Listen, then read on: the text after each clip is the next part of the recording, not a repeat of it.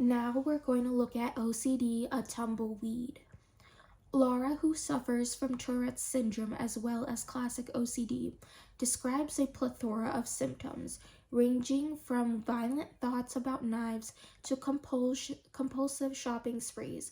Once she sought help at Shoppers Anonymous, but quickly learned the basic fact of OCD, whereas the anonymous compulsive shopper described getting a rush, a high from shopping.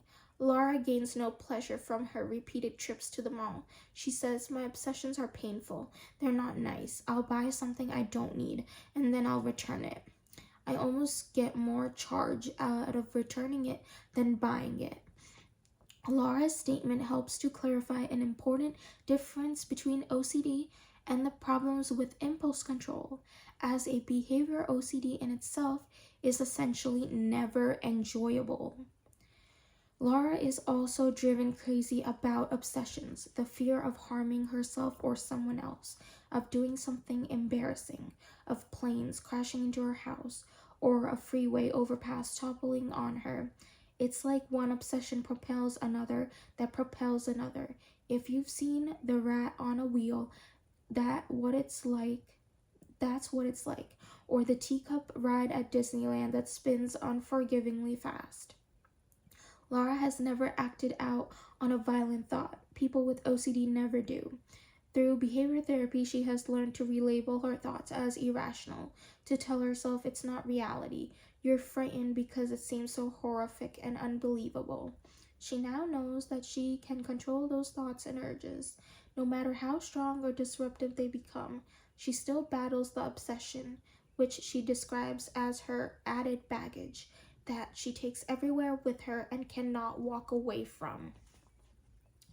Carla, a beautician, became so obsessed with the idea that she was going to harm her infant daughter that she considered giving up for adoption. This child she had wanted so much. For so long, she was 40 and had been married to 14 years when her daughter was born. Carla, who was at first misdiagnosed as having severe postpartum depression, would suffer panic attacks, thought that thoughts that she was going to kill the baby, that were so severe that she couldn't look at the knife or a pair of scissors. It was like watching a movie where you almost put yourself into the screen and you think, "Oh God, am I capable of committing such an act?" I was fighting this every day, all day. I was fighting this every day, all day. Only her determination would take care of the baby's needs kept her going. She would literally crawl on her hands and knees into the nursery to change the baby's diaper. Her daughter is now 6. Carla thanks God every day that she's around to watch her grow up. There was a long time when her OCD thoughts were so bad she wanted to be committed, so bad that she thought of taking her own life to spare her daughter's life. Carla describes OCD as a tumbleweed that picks up more and more nonsensical thoughts as it rolls along. But in treatment, she has learned to separate herself from those thoughts. When an OCD thought intrudes, Carla says to herself, "First, my name is Carla, and second, I have OCD. My life is not OCD." It's so automatic now, she says, that it's like writing her name or taking a drink of water. Click. A light bulb goes off in her head. Her defenses are ready. Mindful awareness, and the ability to relabel arise in a flash and prepared the mind.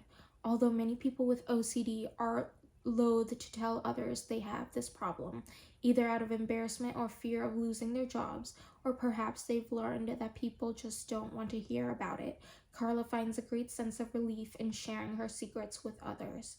She does a great deal of volunteer work, some of it helping people with physical problems. For me to say, "Hey, I have OCD, how can I help you?" It's almost like coming out of the closet, training your mind to think, "How can I help you?" That's behavioral therapy with capital B.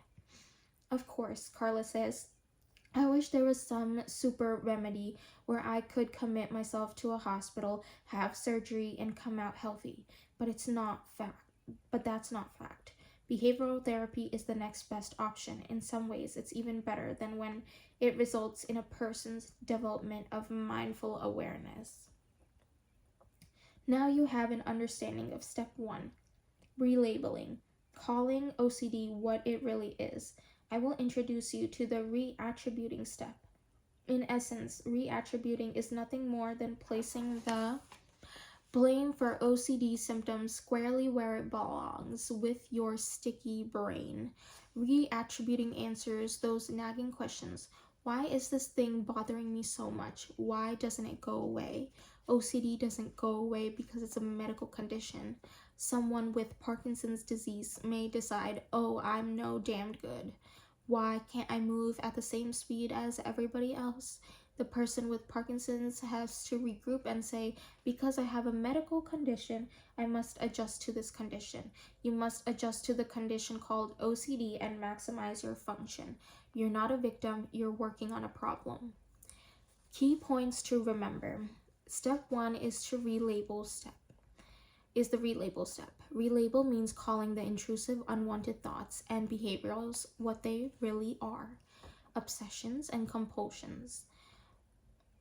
Relabeling won't make unwanted thoughts and urges go away immediately, but it will prepare you to change your behavioral responses.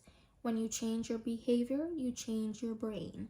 The key to success is to strengthen your impartial spectator, your ability to stand outside yourself and observe your actions with mindful awareness.